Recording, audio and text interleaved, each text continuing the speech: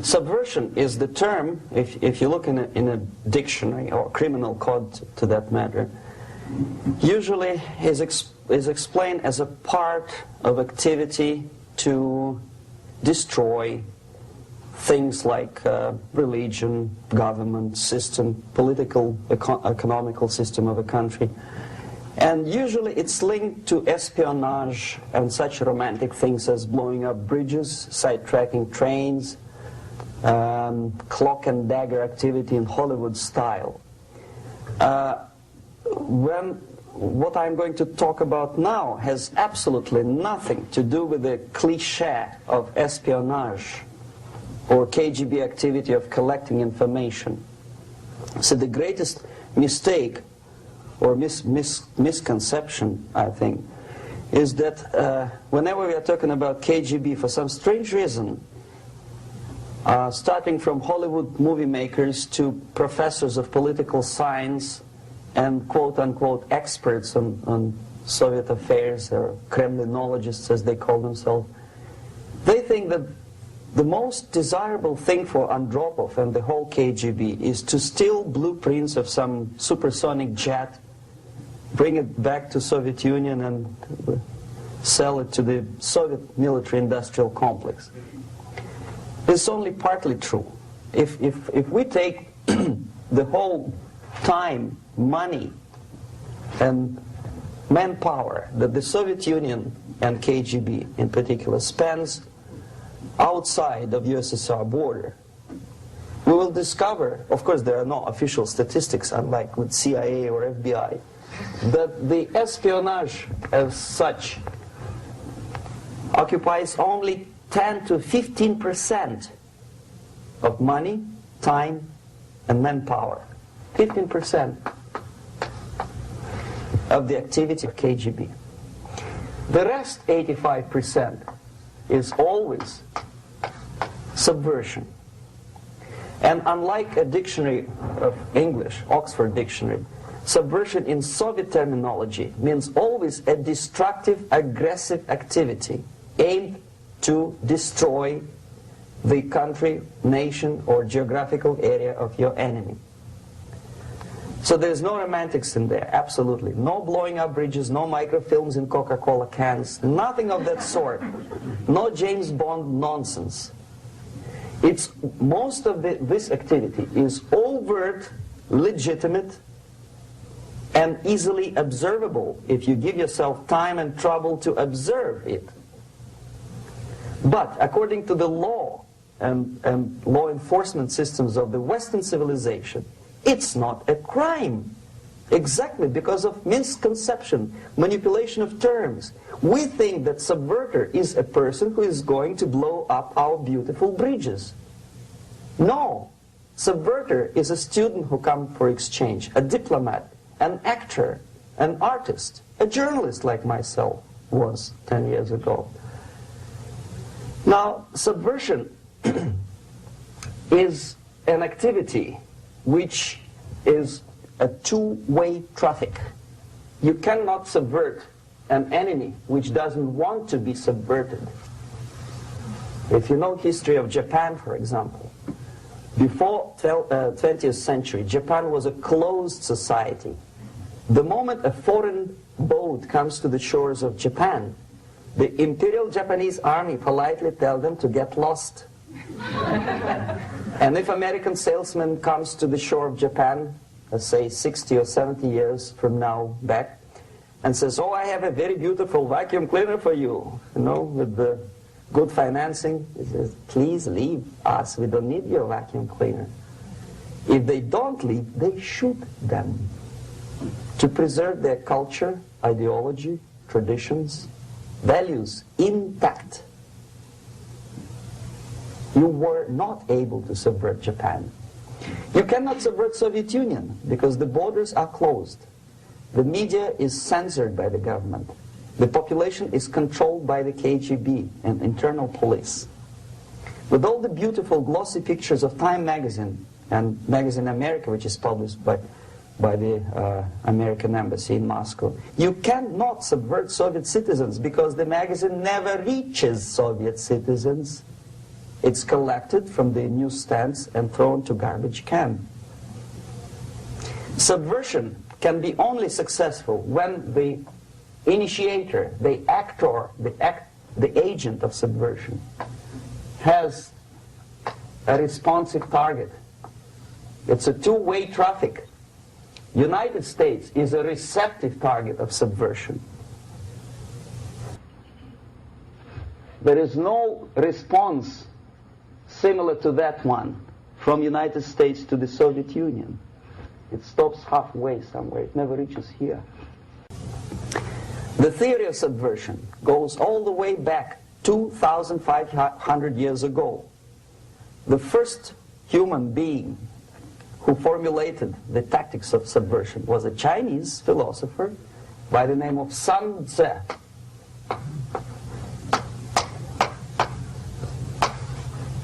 2,500 years BC. He was an advisor for several imperial courts in ancient China. And he said, after long meditation, that to implement state policy in a warlike manner, it's the most counterproductive, barbaric, and inefficient to fight on a battlefield. You know that war is continuation of state policy, right? So if you want successfully to implement your state policy and you start fighting, this is the most idiotic way to do it. The highest art of warfare is not to fight at all, but to subvert anything of value in the country of your enemy, until such time that the perception of reality of your enemy is screwed up to such an extent that he does not perceive you as an enemy, and that your system, your civilization, and your ambitions look to your enemy as an alternative, if not desirable, then at least feasible. Better red than dead. That's the ultimate purpose, the final stage of subversion, after which you can simply take your enemy without a single shot being fired, if the subversion is successful. This is basically what subversion is. As you see, not a single mentioning of blowing up bridges. Of course, Sun Tzu didn't know about blowing up bridges. Maybe there were not that many bridges at that time. But the basics of subversion is being taught to every student of KGB school in USSR and to officers of military academies. I'm not sure if the same author is included in the list of reading for American officers, to say nothing about ordinary students of political science. I had difficulty to find the translation of Sun Tzu in the library of a university in Toronto and later on here in Los Angeles. But it's a book which is not available. It is forced to every student in USSR. Every student who is taught to be dealing further in his future career with foreigners. What subversion is? Basically, it consists of 4 periods, time-wise. If we start from here and go this way, time, right? This is the beginning point. The first stage of subversion is the process which is called, basically, demoralization. It says for itself what it is.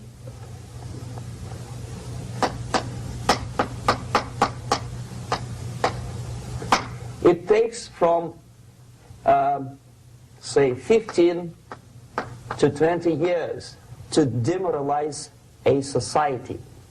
Why 15 or 20 years?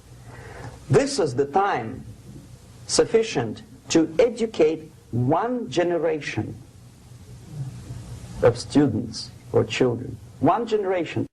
One lifetime span of a person, a human being, which is dedicated to study, to shaping up the outlook, ideology, personality. No more, no less. Usually it takes from 15 to 20 years. What it includes? It includes influencing, or by various methods, infiltration, propaganda methods, direct contacts, doesn't really matter. I will describe them later. Of various areas where public opinion is formulated or shaped. Religion, educational system, social life, administration, law enforcement system, military, of course, and labor and employer relations, economy. Okay? 5 areas.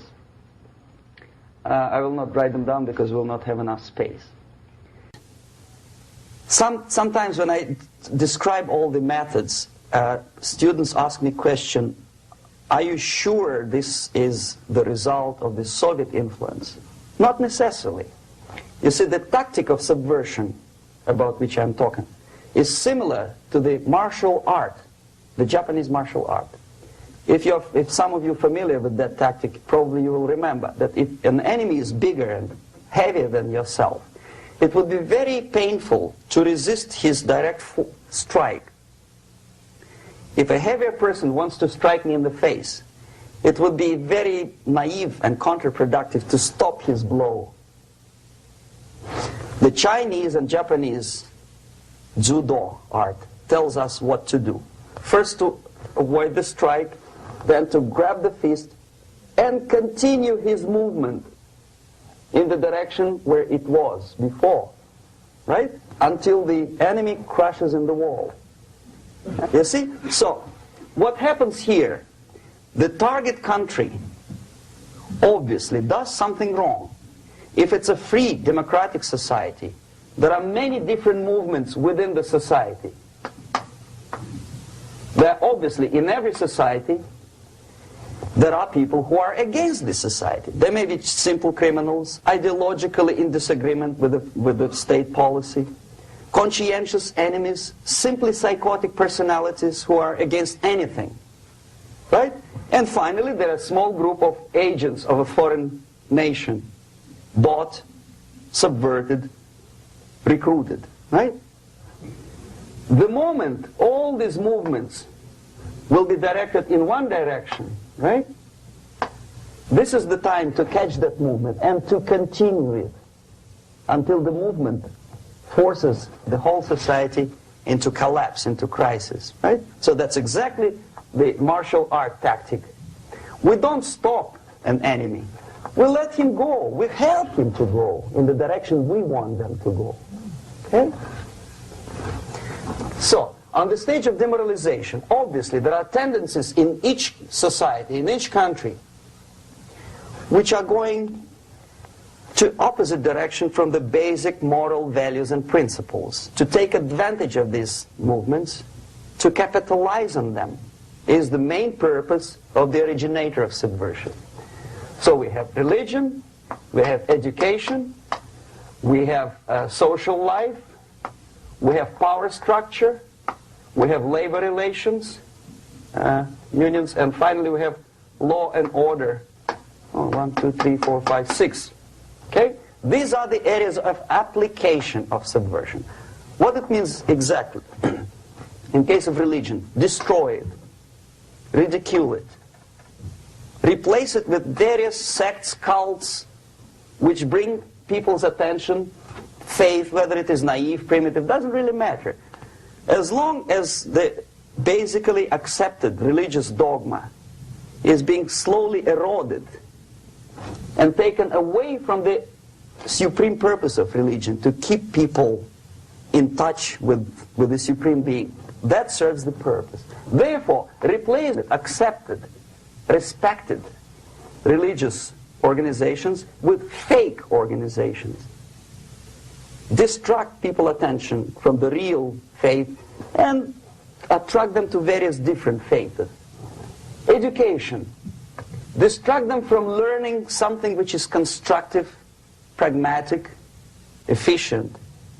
Instead of mathematics, physics, foreign languages, chemistry, teach them history of urban warfare, natural food, home economy, your sexuality, anything, as long as it takes you away, okay, Social life. Replace traditionally established institutions and organizations with fake organizations. Take away the initiative from people. Take away the responsibility from naturally established links between individuals, group of individuals, and society at large, and replace them with artificially, bureaucratically controlled bodies. Instead of social life and friendship between neighbors, establish social workers institutions. People who are on payroll of whom? Society? No. Bureaucracy. The main concern of social workers is not your family, not you, not social relations between groups of people. The main concern is to get the paycheck from the government. What will be the result of their social work doesn't really matter.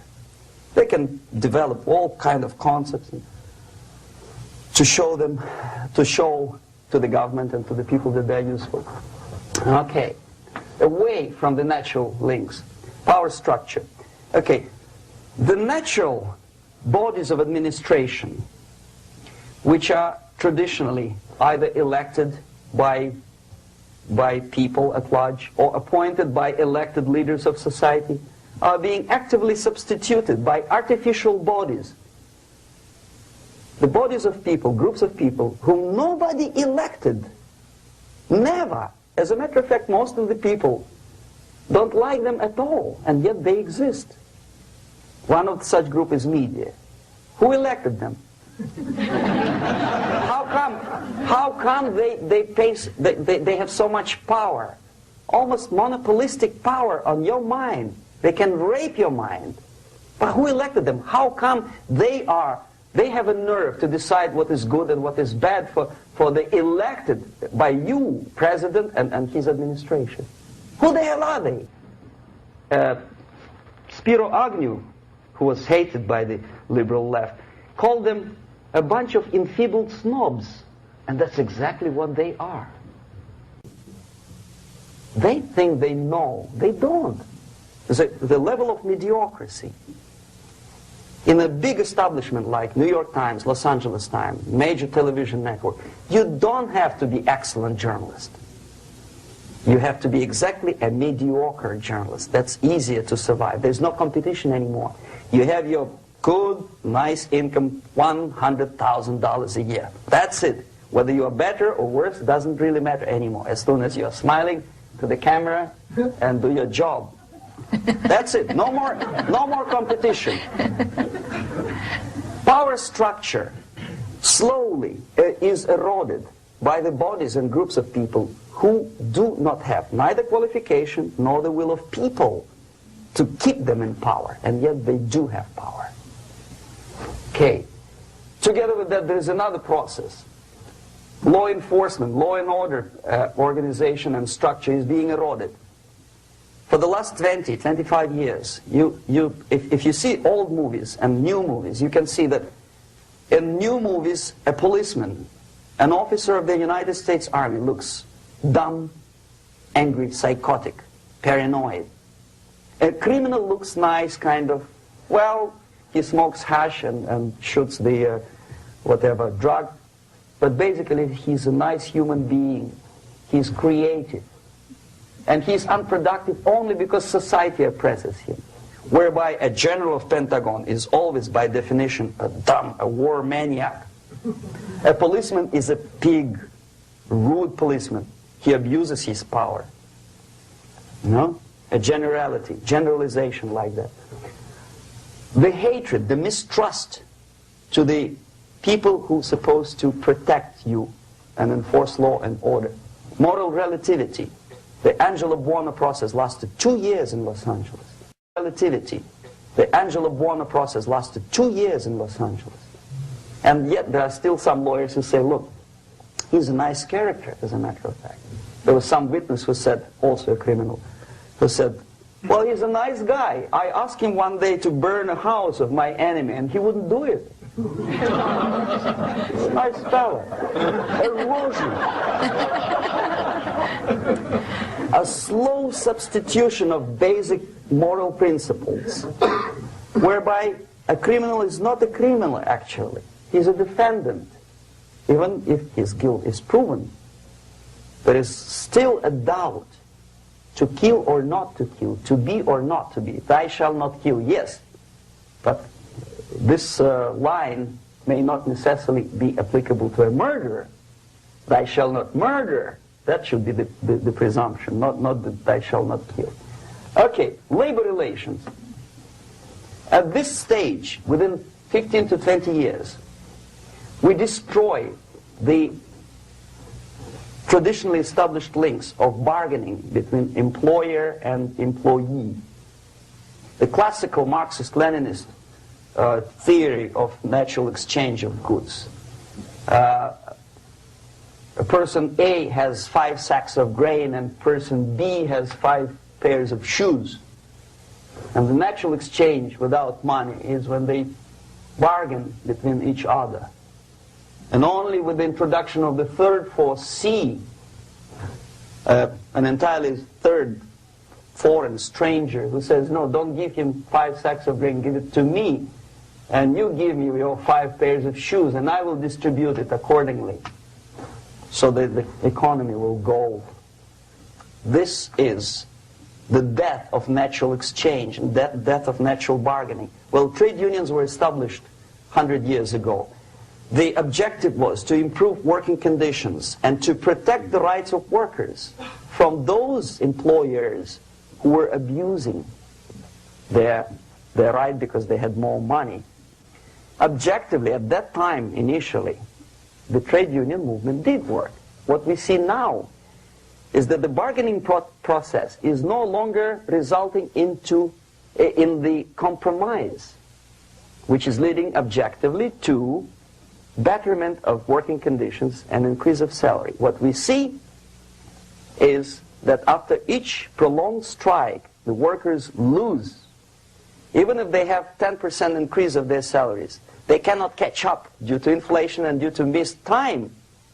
More than that, millions of people suffer from that strike because economy now is interdependent.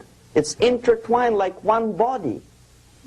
If previously steel workers, say 100 years ago, could strike and nobody would suffer, now it's impossible anymore. If a garbage collector strikes today, the rest of the multi-million city is stinking.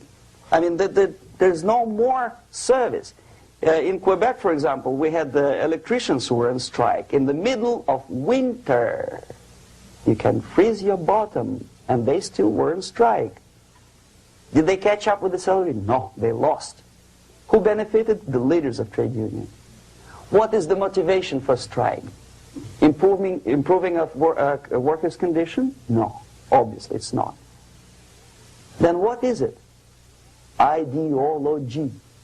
To prove to these capitalists. And the obedient horde of workers, like sheep, follow these people. And they cannot disobey. Why? Because if they do, you know what happens to them. Pickets, murders, shooting truck drivers by picketers. In Montreal, for example, I saw with my own eyes when I was correspondent of CBC, International, Canadian Broadcasting Corporation, when the workers of aircraft factory destroyed computers and the equipment in the factory. And the administration employed strike breakers. Their cars were turned upside down and burned. Their houses were burned. Their kids were intimidated. And some victims were there. Of that you can be sure. Why? To improve conditions of workers? No. Ideology. Okay, so this is what happens basically. It may or may not happen without the help of the Soviet Union. But the natural tendencies are being greatly taken advantage of and capitalized by the Soviet propaganda systems. How? Whenever trade union strikes, we have influx of propaganda, mass media, ideological dissemination. The workers' right, and we repeat it like parrots. Yes, workers' right. Whose rights? Workers? No. The only freedom of worker to sell his labor according to his own desire and will is taken away from him. By whom? By trade union boss. Unlimited power is given. Responsibility. I want to sell my labor not for $2.50 an hour, but for $2. I don't have right. My freedom is denied to me. I know that if I sell my work for $2 an hour, not for $3 an hour, I will compete better with the other guy who is lazy and more greedy. I don't need $3. I need only $2. No, I was made to believe by media, by business, by advertising agencies that I need more and more and more. Have you ever heard any advertising on TV to consume less? No. No way. Whether you need a six-cylinder car or not, you have to buy it. And hurry up. When I was driving here on the local radio station, an excited announcer said, "You hurry up, rush and save, save, save. There is a pantyhose sale." Save by buying more. See? Of course. It would be too naive to expect that KGB makes that advertising agency to do such a crazy commercial. No, of course not.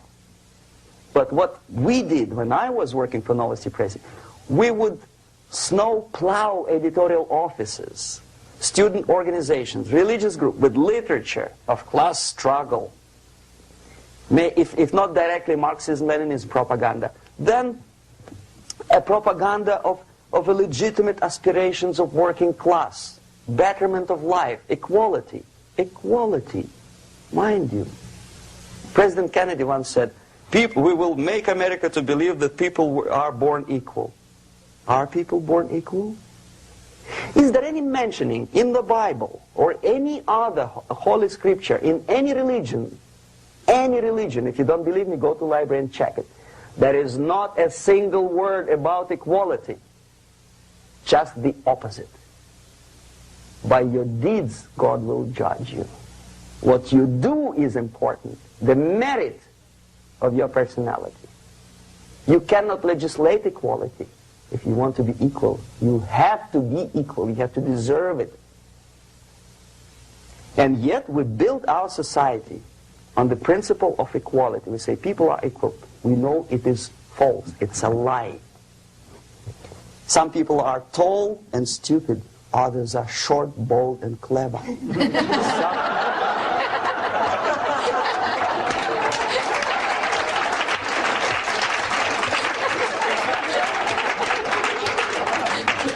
If we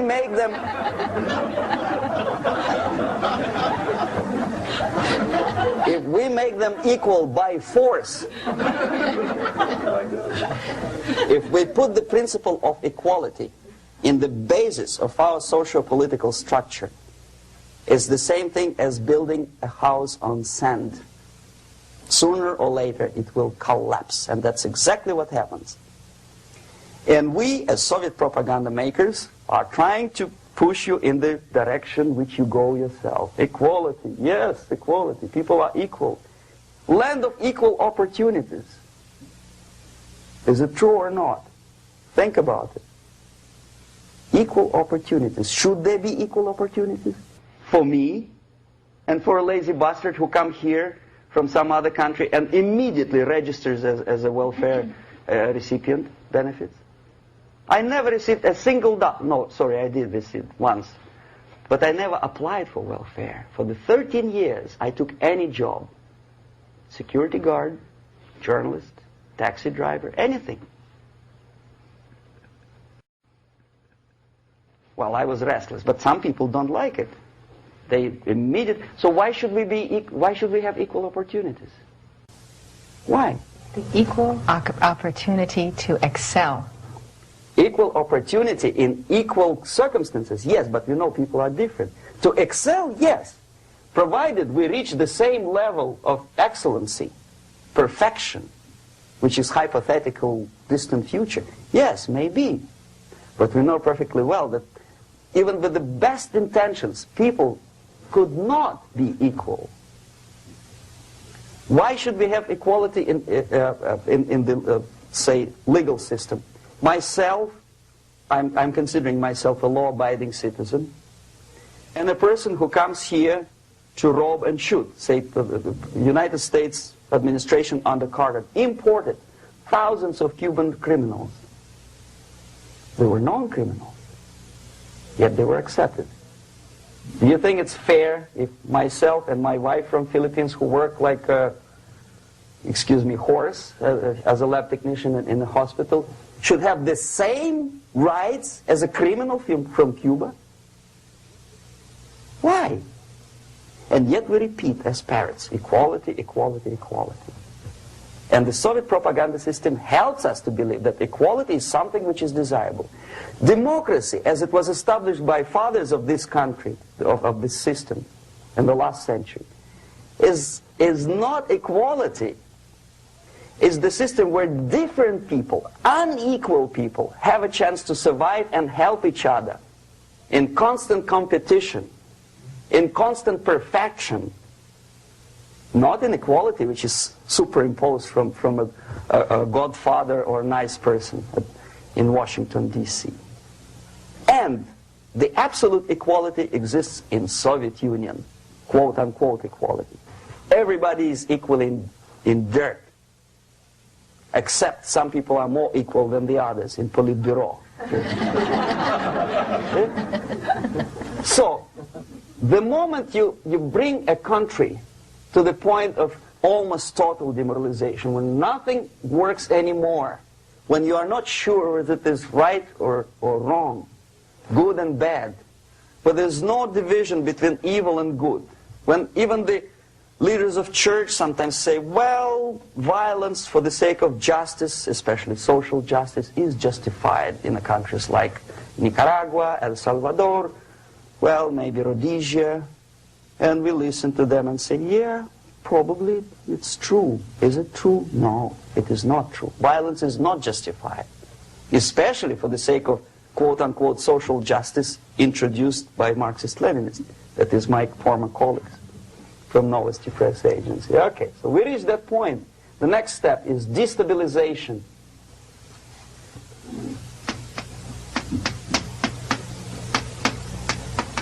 Again, this word says for itself what it is. To destabilize all the relations, all the accepted institutions and organizations in a country of your enemy. How you do it? You don't have to send a battalion of KGB agents to blow up bridges. No. You let them do it themselves. The area of application is, again, it's narrower now. Not like the previous case. The overt legitimate actions of the KGB in this case would be hardly noticeable. There is no crime if a professor who recently went to USSR introduces a course of Marxism-Leninism in a Californian college, for example. Nobody is going to come to his doorstep and say, okay, mister, come, you are under arrest. No, it's not a crime. It's not even considered a moral crime against your country. So the area of application here is narrowing down to economy, again labor relations, right? To law and order, plus military. And economy, law and order. Yes, and again the media, but wider scope, little bit different. I'll explain it later. Okay, basically 3 areas. Economy. The radicalization of bargaining process. If on that stage we still could achieve, theoretically, some positive compromise between the negotiating sides with say, the arbitrary introduction of arbitrary judges, a third side, objectively judging the demands of both sides. Here it's radicalization. On the stage of destabilization, we cannot come to compromise even within a family. The husband and wife couldn't figure out which is better. Husband wants his kids to eat at the table, and wife wants a child to roam around the room and drop food all over the floor. They cannot come to compromise unless they start a fight. It's impossible to reach a compromise, constructive compromise, between neighbors. Some people say, I don't like you to watering your lawn at that time because exactly at that time I'm walking my dog and he's getting nervous. He cannot pass his bowels, you know. So they cannot compromise. They go to a civil court or something like that. radicalization of human relations. No more compromise. Fight, fight, fight. The normal, traditionally accepted relations are destabilized. The relations between teachers and students in schools and colleges. Fight. The relations between, in economical sphere, between laborers and employers are further radicalized. No more acceptance of the legitimacy of demands of workers. Unlike Japanese, with the theory Z, if you ever heard about it, where the workers are involved in the decision-making process, therefore they don't have moral incentive to fight their bosses. In the United States, it's just the opposite. The harder is the fight, the better. The more heroic they look. When the Greyhound network was on strike recently, the correspondents of local TV networks all over the United States were approaching the strikers, and they say, oh yes, we are doing something nice. They look like heroes, and they were proud. There was some family, the husband was a bus driver. Now they decided in a protest against the bosses to camp somewhere in the forest. And they were presented to the audience as a heroic, nice people. You see? The violent clashes between passengers, picketers, and the strikers are presented as something normal. 10, 15, 20 years ago, we would be angry, say, why so much hatred? Today we are not. We say, well, commonplace. Radicalization, militarization sometimes. As I explained on that stage, I took a step a little bit further. Shooting people. Okay, law and order now also is pushed into the area where previously people settled their differences peacefully and legitimately. Now we are getting, with this court cases, in the smallest irrelevant cases, we cannot solve our problems anymore. The society at large becomes more and more antagonistic between individuals, between groups of individuals, and the society at large. The media puts himself in the opposition to the society in general, at large. Separate, alienated. Okay? On that stage, you remember I was talking a couple of hours ago about the sleepers. That's when the students from, say, United States, if they are trained in Lumumba University, or developing nations, that's the students I was dealing with, are being sent back from the Soviet Union here.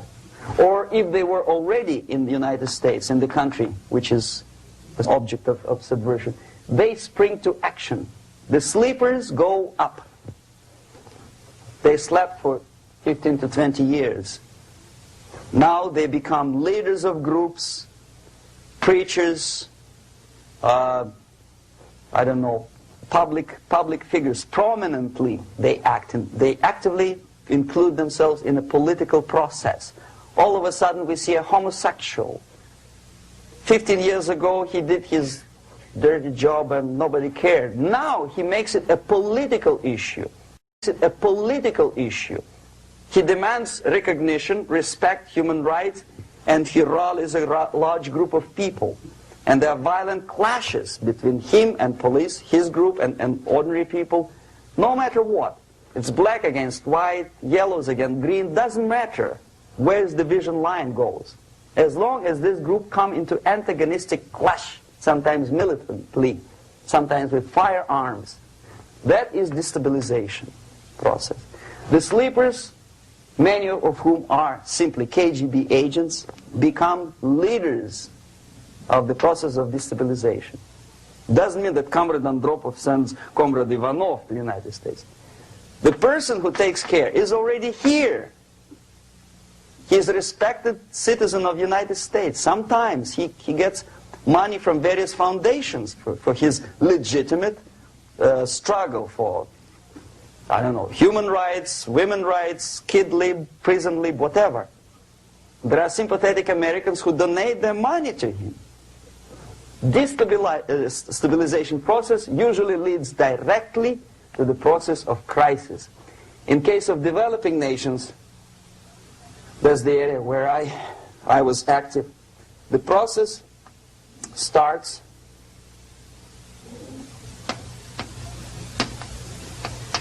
when the legitimate bodies of power, the social structure collapse. It cannot function anymore.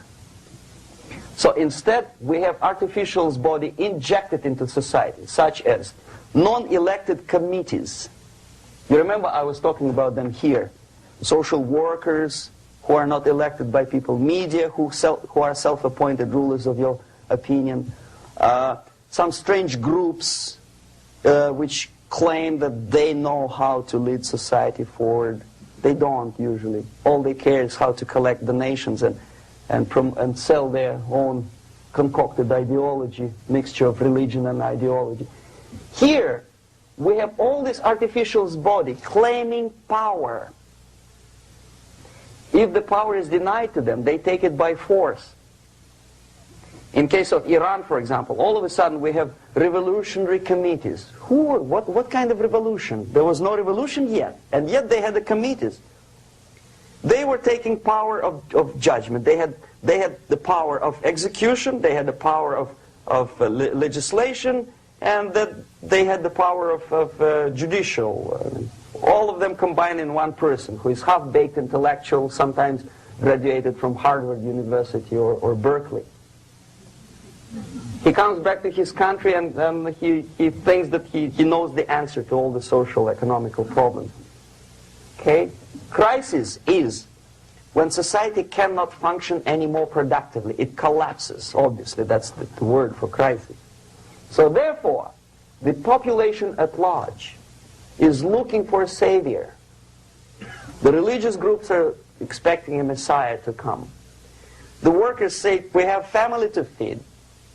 Let's have a strong government, maybe socialist government, centralized. When somebody put the employers on their place and let us work. We are sick and tired of going to strike and missing overtime and all that stuff. We need some strong man, strong government, a leader, a savior is needed.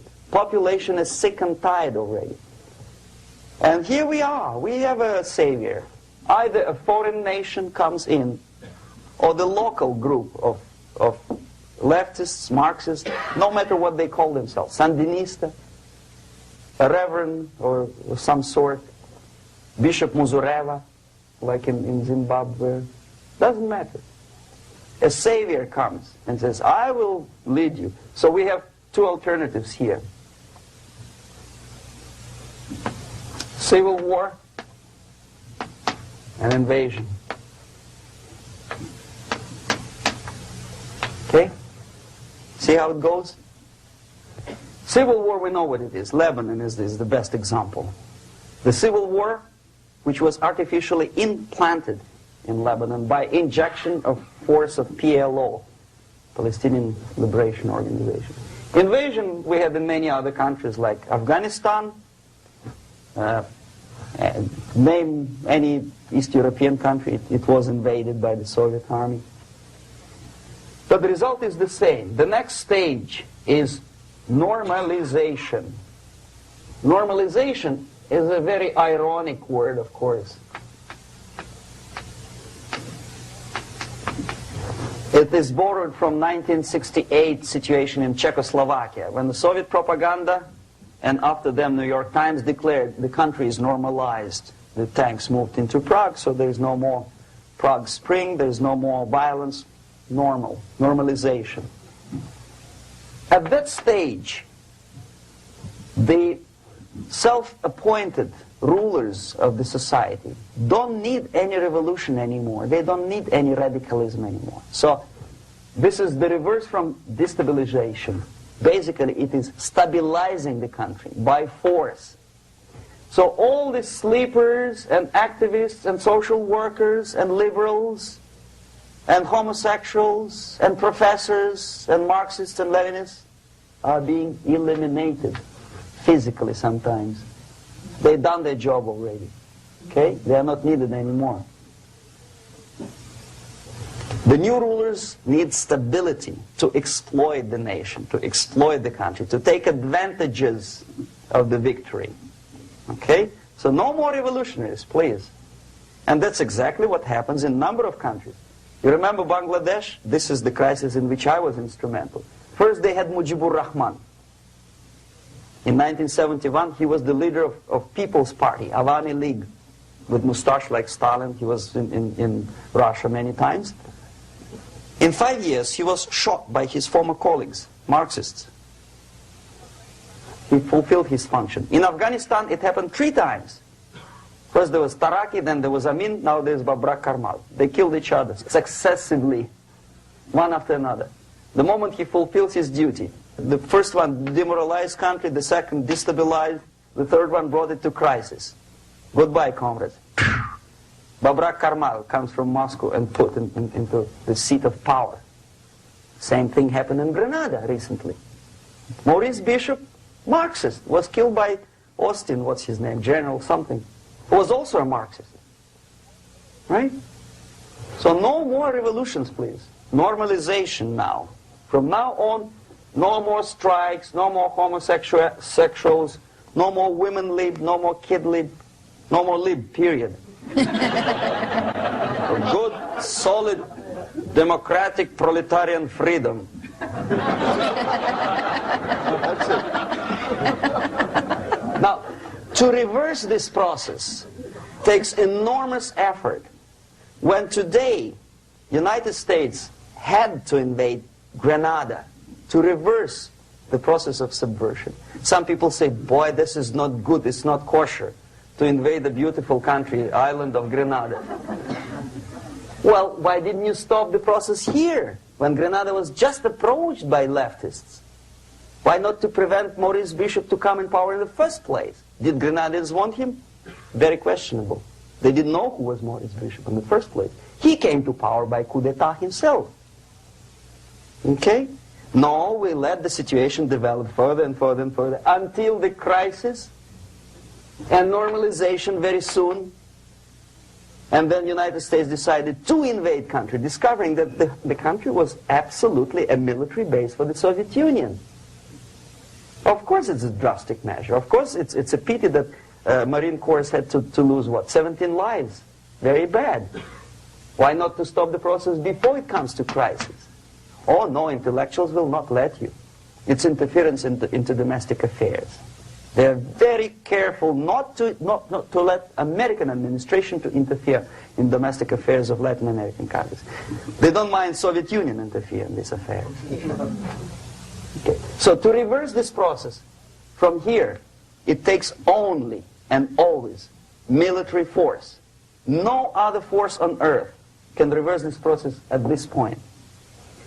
At this point, it does not take military invasion of the United States Army. It takes strong action, like in Chile. A CIA covert involvement to prevent the savior from outside to come into power and to stabilize country before it erupts into civil war. Country before it erupts into civil war. Okay? Support the right-wing conservative forces. By money, by crooks or love, doesn't matter. Stabilize the country. Don't let the crisis develop into civil war or invasion. Oh no, your liberals will say it's against the law. The Congress will not appropriate money for covert actions of CIA. Why not? Should we wait till the normalization come and Soviet tanks land in Los Angeles airport? Now, at that point, at the point of destabilization, also the process could be reversed. Again, easily than this. No CIA involvement at this point. You know what it takes here? Restriction of some liberties for small groups which are self-declared enemies of the society. As simple as that. Oh no, the media and liberals will tell you this is against the American Constitution. How can we by force deny the civil rights to criminals, for example. It's not good. Okay? So we allow them to... Okay, if you allow the criminals to have civil rights, go on and bring the country to the crisis. This is a bloodless way to do. Curb the rights. I mean, not to put them in prison. No, I'm not talking about putting all the gays from San Francisco in the concentration camp. Do not allow them to take political force. Do not elect them to the seats of power, whether it is municipality level, state level, or federal level. It has to be beaten in the heads of American voters that a person like that in the seats of power is an enemy. Do not be afraid of this word. It is an enemy. If he is not an enemy here, he will be here. Later on, he will be shot, of course. But at this point, he is an enemy. Okay? You are doing great service by denying him a right to capitalize on his own crazy ideas and become a powerful man, a man who uses the seat of power. Restriction of certain freedoms and permissiveness at that point would prevent sliding into crisis and probably will return the process of destabilization. To curb unlimited power, monopolistic power of trade unions, here, at that point, would save economy from collapsing.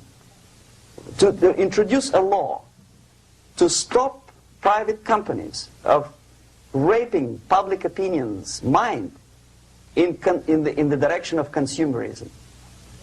No company must have a right to force you into buying more unless you want it. There must be a law. You want to advertise your car? Okay. But not a single mentioning of buying it now and saving money. It must be against the law to force people to consume more. Self-restraint. Previously, before this process started, the self-restraint was a business of church, religion. Because our preachers, the fathers of church, would tell us, material values are good, but it's not the prime function of human being. Because you have to live with something. Obviously, the design for our life is not to consume more deodorants. There must be something greater. If such a complicated instrument as human body was created, obviously there must be some higher purpose for that. And it's very easy to avoid destabilization by denying the greedy companies one little freedom, one little liberty, forcing you into turning yourself into processors of unwanted products and goods. They turn you into machines, like the worm who there's inlet and outlet. So, and how long an average appliance lasts these days? Less than a year. Why? Where's workmanship? Oh, we want you to buy more. Okay. Destabilization process could be easily overcome if, as I say, the society, by its own will or after persuasion by the leaders, will come to the idea of self-restraint. It's so hard we want to consume more, but you have to. Unless you will come to this stage, when, as we say in Russia, if Sahara Desert ever becomes a communist state, there will be shortage of sand. So you have to curb your...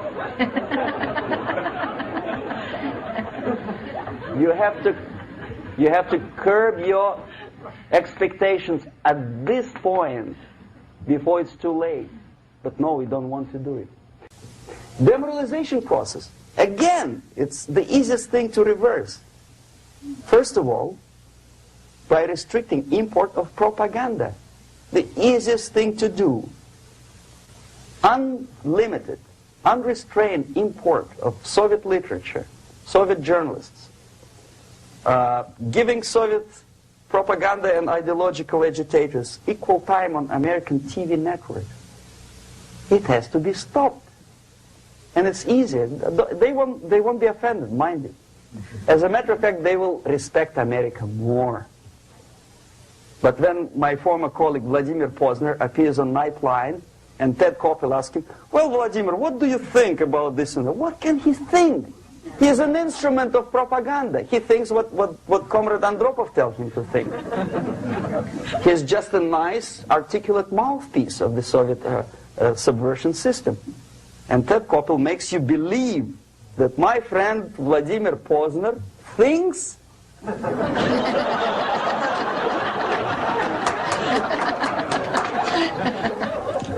the process of demoralization may not have started at all if at that point the country, which is a recipient of subversion, actively, not violently, but actively, prevents importation of foreign ideology.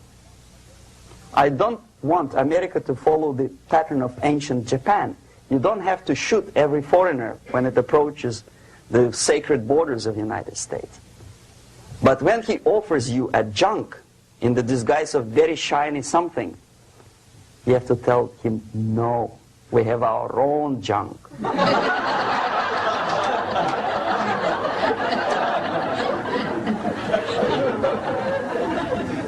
If at that point the society is strong, brave, and conscientious enough to stop importation of ideas which are foreign,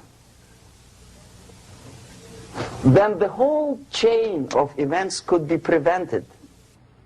Recently I've been to Philippines, and I was shocked how in big cities like Manila, children listen to deafening music.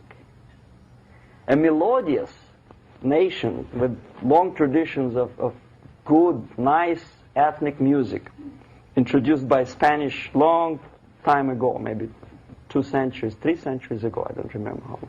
All of a sudden listen to musical garbage, blasting their radios at full blast, at full volume. Why? In India, I spent many years watching the reactions of Indians walking out of movie theaters after seeing Hollywood production. They couldn't figure out why Americans are so wasteful. They smash their cars, their shiny cars, every 5 minutes. How come they shoot each other for $500,000? Is it true that they're so obsessed with sex? Can you imagine showing a movie where each 5 minutes there's a copulation on the screen to a country like India with long tradition of respect to these private matters, or to Pakistan? And United States expect these people to respect you? No way. Oh yes, they will see the movie, they'll pay 5 rupees to see that garbage, but they walk out and will tell their kids, don't respect Americans, don't be like Americans.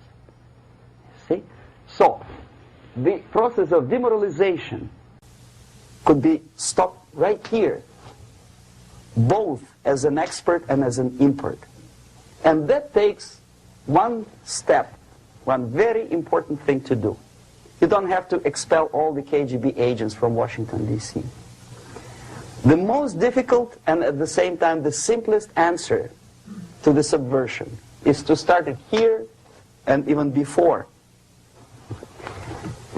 by bringing back the society to religion, something that you cannot touch and eat and put on yourself, but something that rules society and makes it move and preserve it. A Soviet scientist, Shafarevich, who has nothing to do with religion, he is a computer scientist, did a very intensive research on the history of socialist countries. He calls socialist or communist any country with a centralized economy and a pyramidal style of power structure.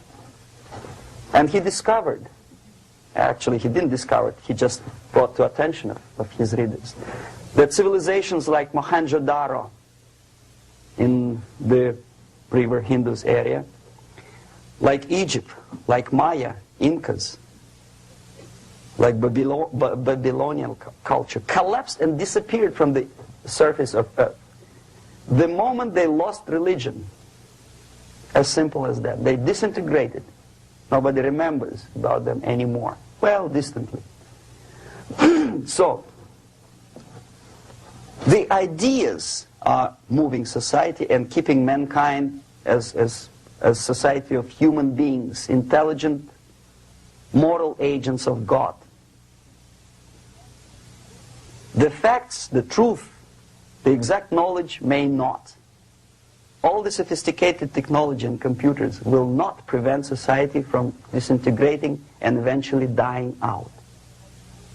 Have you ever met a person who would sacrifice his life, freedom, for the truth like that? This is truth. I never met a person who said, this is truth and I'm ready to shoot me. To defend the truth. Right? But millions sacrifice their life, freedom, comfort, everything for things like God. Like Jesus Christ. It's an honor. Some martyrs in the Soviet concentration camp died. And they died in peace. Unlike those who shouted, "Long live Stalin," knowing perfectly well that he may not live long. Something which is not material moves society and helps it to survive. And the other way around. The moment we turn into 2 by 2 is 4 and make it a guiding principle of our life, our existence, we die. Even though this is true, and this we cannot prove. We only can feel and have faith in it. So the answer to ideological subversion, strangely enough, is very simple. You don't have to shoot people, you don't have to aim missiles and Pershings and cruise missiles at Andropov's headquarters. You simply have to have faith and prevent subversion. In other words, not to be a victim of subversion. Don't try to be a person who in judo is trying to smash your enemy and being caught by your hand. Don't strike like that. Strike with the power of your spirit and moral superiority. If you don't have that power, it's high time to develop it. And that's the only answer. That's it. Thank you.